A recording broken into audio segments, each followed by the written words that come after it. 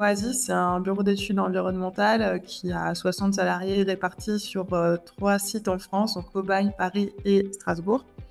On intervient surtout sur des missions environnementales et des certifications environnementales.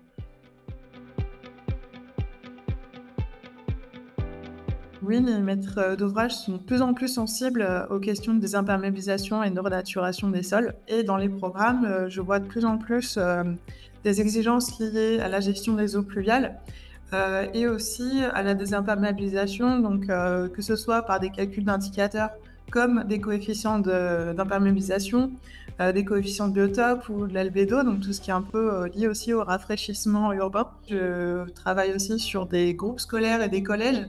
Et là, la question de désimperméabiliser les cours d'école, donc c'est systématique. La maîtrise d'ouvrage demande à ce qu'il y ait une grande part du végétal, des cours avec plusieurs ambiances, donc végétal, arboré et des strates, donc au moins 3 strates végétalisées sur les cours. Et également de la végétation des toitures et des façades. Ça m'arrive de discuter avec les maîtres d'ouvrage pendant les séances de dialogue pour les concours, par exemple. Et là, dans ces cas-là, je demande au maître d'ouvrage d'avoir, peut-être, si ça n'a pas déjà été fait, des diagnostics sur le sol. Donc que ce soit peut-être des diagnostics écologiques, donc tout ce qui est lié à la faune, à la flore, donc les arbres résistants. Après, sur le sol, je vais demander des tests de perméabilité. Je préconise des essais de type Matsuo qui sont beaucoup plus, qui sont quand même meilleurs pour évaluer la perméabilité du sol, une perméabilité qui est verticale.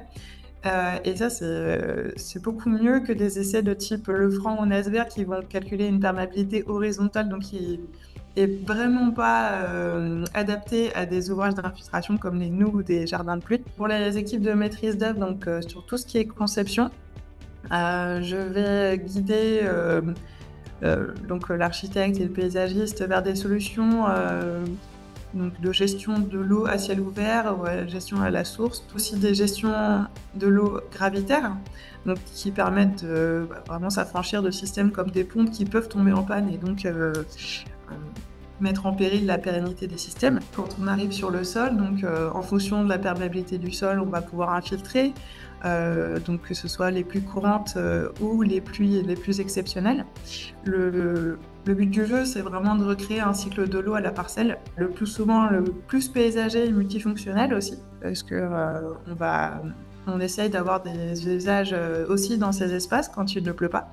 Donc ça peut se faire pour des espaces paysagers dans les espaces publics ou pour les cours d'école, par exemple. Dans les projets du Sud, on n'a pas ces problématiques de pluie courante, mais on a un gros besoin d'eau. Et là, on va essayer de retraiter le plus possible les eaux grises pour alimenter, par exemple, l'arrosage ou les sanitaires des bureaux.